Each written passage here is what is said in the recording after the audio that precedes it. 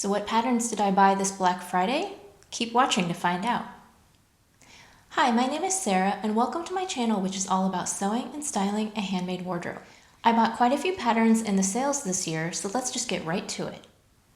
All of the patterns that I'm talking about today will be linked down in the description box, so I highly encourage you to go check it out on the website yourself. The first patterns that I want to talk about are from Nina Lee. Now, this was not actually a Black Friday sale. I think it was like a moving sale earlier in November. But I've never actually seen a pattern sale from Nina Lee before, so when she had, I think it was a 20% off sale, I went ahead and picked up a couple of patterns that I've had my eye on for years, but I've never bought before. The first pattern that I got is the South Bank sweater. This pattern comes in sizes 6 to 20 and then a second size band in 16 to 28. This has three different views. There's a cropped sweater, a regular length sweater, and then a sweater dress with pockets. I really like all three views. The reason that it took me a while to buy this pattern is because I do have some similar styles already in my pattern collection, but I've just seen so many people on Instagram and YouTube make the sweater and really love it, and I liked that the fit of this particular pattern seems to be a little bit closer and not quite as oversized, so I wanted to give it a try for myself. It looks like it'll be a really simple sew and something that I could make multiple times in the different views, so that's why I wanted to get that pattern. The second Nina Lee pattern that I purchased is the Camden pinafore and skirt. This pattern comes in sizes 6 to 20. Both the pinafore and the skirt are fully lined and they close with a center back zipper. I really like the fitted nature of the pinafore and the skirt and that it's slightly A-line shaped. And I've seen it made in different fabrics, but mostly corduroy or denim, and I think that both of those look really nice. I've been wanting to make more pinafores for my winter wardrobe, and I thought this would be a really good addition. And I also really like the short skirt. I think that it would fit into my wardrobe really well, so that's why I picked up that one. The next pattern that I want to share is the Sew House 7 Tabor V-neck. This comes in sizes 00 up to 20. Now I'm going to go ahead and blame the purchase of this pattern on my friend Myra Lorraine. She made this pattern earlier this year and shared about it in a video. I think unfortunately she has taken down her YouTube channel, but I will put her Instagram in the description box. I've been aware of this pattern for several years, but I've never really thought about it, but Myra really made me see the potential of it because there are basically two different styles. There's one that has a thicker V-neck that's more appropriate as sort of a sweater, and then there is one that has a thinner V-neck that's more of like a t-shirt. And it has a drop shoulder, and there are options to keep it as a short sleeve or you can add long sleeves. So the versatility of this pattern really appealed to me. I like that you can make it for summer and for winter. And I even have ideas to make the short sleeve version as a vest that you could layer in the wintertime. And I also really like how you can use contrasting colors for the neckband and make it a little bit more sporty. So that is why I wanted to add the pattern to my stash, and thank you so much to Myra for focusing my attention on this one. The next pattern that I bought is the Helen's Closet Ashton top, and I also bought the sleeve expansion pack. Now this one's kind of funny. I have had many opportunities to buy this pattern in the past, and I always intend to buy it, but then something would hold me back, like I'm not quite ready to sew it yet. And now that winter has rolled around, I almost didn't buy it again because I don't think that I would make this until the spring or summer. So I was like, oh, maybe I should hold off. But I'm like, no, you have wanted to buy this pattern for many times and you've kept passing up opportunities, just get it now. So I went ahead and put the pattern into my cart. The Ashton top is a simple tank top that comes in two different lengths. You can do a cropped version or a little bit longer. And the sleeve expansion pack has several different sleeves that you can add on to give it more versatility. This is another pattern that is just so incredibly popular in the sewing community. I just wanted to have this pattern in my stash so that when spring and summer roll around again, I will be ready to make it. Also, I did make the Reynolds tank this past summer, and I really like the fit of that one, and so I assume that the Ashton will be somewhat similar. Since they kind of have similar shapes towards the bottom, they just have different shapes at the top. I thought that I might really like that one. This pattern comes in sizes 0 to 22 in a B cup, and then 12 to 30 in a D cup. Now before we go any further, I thought I would just take a moment to explain to you my strategy for purchasing patterns on Black Friday. I've been doing this for the past couple of years, but because Black Friday is an excellent time to pick up things on sale, because a lot of companies have their biggest sales of the year, What I've been doing is saving a little bit of money in my monthly paycheck throughout the year so that when November rolls around, I have a decent sum of money that I can spend on Black Friday sales. It doesn't always work out this way, but my intention is that I will do the bulk of my fabric and pattern buying this weekend and then buy only sporadically throughout the rest of the year. Usually in July, that's my birthday month, I might treat myself a little bit then, but for the most part, I try to not to buy too much for the rest of the year. So I build a wish list of patterns in Trello that I keep throughout the year, and when Black Friday rolls around, if there's a good sale, I will go ahead and purchase it. Now there are definitely a few sales that I thought that they weren't quite as good as other sales that I've seen. For example, Paper Cut Patterns had a 20% off sale on PDFs, but I know I've seen them have 30% off sales before, so I did not buy anything from Paper Cut Patterns at this time because I figured I would just wait until they have a better sale. So that was my criteria for pattern buying. Now for fabric, I'm not going to do a fabric haul because I did buy a lot. Not all of it is here yet. And it just makes me a little bit uncomfortable to have so much fabric all at once. Even though I did budget for it, I'm not spending money that I don't have. I just don't feel right about piling up all this fabric and possibly making other people feel uncomfortable or like they need to keep up or something. So I am not planning to do a dedicated fabric haul of my Black Friday purchases. However, I will be doing in the new year an updated fall and winter plans video and let you know what I've made from my plans and if my plans have changed a little bit or added some new things. And at that time, I will probably have a few of those new fabrics on my updated plans list. So you'll be able to see at least some of the things that I have added to my stash at that time. Let me know in the comments if you have a strategy for buying on Black Friday. I know that a lot of people don't like Black Friday, and I can understand why, but for me, I just think that it is a sensible time to stock up on the things that I would have purchased anyway, so that's why I take advantage of it every year. Now let's get back to the patterns. The next pattern company is True Bias, and I actually purchased 4 patterns from her shop. I really like the style of True Bias patterns. They tend to be a little bit more classic, more basic, things that I feel like I could make over and over again, and there are several True Bias patterns in my stash already that I consider to be tried and trues. So I was happy to purchase several patterns from her shop. The first pattern that I got is the Lander Pants, which comes in sizes 0 to 18.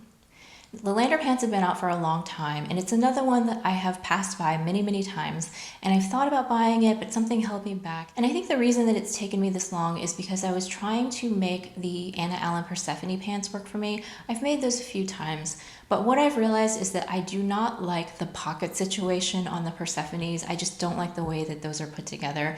And yes, I could probably find a way to change it, but I do like that the Landers are somewhat similar with the wide leg style, but the pocket situation is a lot more user-friendly in my opinion. So I went ahead and took the plunge and bought that pattern. This is another one that there are just thousands of projects on Instagram that everybody seems to love the pattern, so I'm hoping that I love it too. I also purchased the Danny Pants pattern. This one is a somewhat newer release. It comes in sizes 0 to 18 and also 14 to 32. What I like about the Danny Pants is that they have an option for a fully elasticated waist, or you can do a partial elasticated waist with a fly front zipper. That's the view that I would probably make. The pants have a relatively tapered leg, and I think that there's a cuff on the end, or you can do shorts. And I just think that this would be a great work option that looks appropriate for the office, but it's also really comfortable because of the elastic waist. I don't think that I would make this for winter pants because I don't think that a heavier, thicker fabric would work well with the elastic, but I do think it would be a really great summer option in linen or maybe like a medium weight cotton twill. And I also really like the shorts as well. So that's why I picked up that pattern. The next one that I got is the Riley Overalls. It also comes in sizes 0 to 18 and 14 to 32. This is our new release from True Bias, and I really like these overalls. I think I'm more attracted to the short version. I'm more likely to make that one because I did make some short overalls this past summer and I wore them all the time. So I think I would get a lot of use out of them. I do also like the longer overalls. And although I do already have some patterns for overalls in my stash, I just really like the classic shape of this one, and it feels like something that you could make over and over again. It'll never go out of style. So that is why I picked up that pattern. The final True Bias pattern that I purchased is the Zoe Tank. It also comes in sizes 0 to 18 and 14 to 32. This one is for a knit tank and dress. You can do a cropped version, a regular length version, or a dress. And there's also an expansion pack that has different necklines. I think you can do a square neck, a rounded neck, and then a higher neck, in addition to the V-neck that comes with the pattern. Now initially, when Kelly released the Zoe, I liked it, but I wasn't sure that I wanted to pick it up. But with the addition of the neckline expansion, I just feel like this could be a really versatile basic pattern that I could make over and over again. I also think the cropped version could be really useful for those remnants. If I make a t-shirt and have fabric left over, I could potentially cut out a cropped Zoe tank and just use up every scrap of fabric, and the idea of that really appeals to me. I would also like to try the longer dress. This is a pattern that I probably won't actually make until next summer, but I'm really excited to add it to my stash. The next pattern that I purchased is another new release. It's the Sinclair Patterns Pebble Henley top. It comes in sizes 0 to 30 and there are 3 heights for petite, regular, and tall. I made the Seamwork Ellie Henley earlier this year, and I really like the style of the button placket on the Henley tops, but there's a few features about the Ellie that I wasn't crazy about, so I really like that this particular pattern has a V neckline. So you can either finish the top off with hems or you can do bands. I really like the idea of doing contrasting bands for the winter, and you can even add a skirt to it to make it into a dress. I have never made a pattern from Sinclair Patterns before, but I've been wanting to try them because they do have the different height brackets, and because I'm so short, I'm only 4'9", I think that trying out the petite file could potentially be very useful to me, so I'm really excited to give that pattern company a try. This pattern is for stretchy knit fabrics, and I do have a number of rib knits already in my stash that I think could be great as a Henley top. Next up, I bought a couple of patterns from Olsen. This is another pattern company that's been around for a while, but I've never actually bought anything from them before. The first pattern that I bought is the Monarch Jacket. It comes in sizes 0 to 18 with a B cup and sizes 12 to 30 with a D cup. This is a bomber style jacket. It has raglan sleeves. It's meant for knit fabrics. You have the option to add snaps as your closure, or you can leave it open. It's kind of a cross between a cardigan style and a bomber. I have a few Ponte knits in my stash that I think would work excellently for this particular style. And I think that you could easily color block the sleeves and give it sort of that varsity feel. I've even thought about trying to find some contrast cuffing that would give it an even more sporty look. I just really like the idea of having like that sporty style jacket in my closet. The other Olsen pattern that I bought is the Keela tank. It also comes in sizes 0 to 18 with a B cup and 12 to 30 with a D cup. This one I really debated whether I needed it or not because I do have some TNT tank patterns already in my stash. However, the reason that I decided to go ahead and buy it is because I used to have some ready-to-wear tank tops from Old Navy that I really loved the shape of, but the tank tops didn't last that long because the fabric didn't have good recovery. It would kind of stretch out and get kind of wavy at the neckline, so it just wasn't a good quality fabric, but the style of the top I really loved. And the Keela tank is basically the exact same style as those tank tops that I really liked. So why not buy the pattern so that I can make my own even better? And I think that this would be a really good basic that I could wear year-round because I could wear it underneath as a base layer as well as in the summertime as a tank top. My next purchase is from IM Patterns. I bought the Hathor vest. This comes in sizes 34 to 52. I have wanted to buy this pattern ever since it was released. I love that it has so many different options. You can do a hood, a collar, or make it collarless. You have the options to have no closures. You can do snaps, you can do buttons, you can do a zipper. It has different styles of pockets.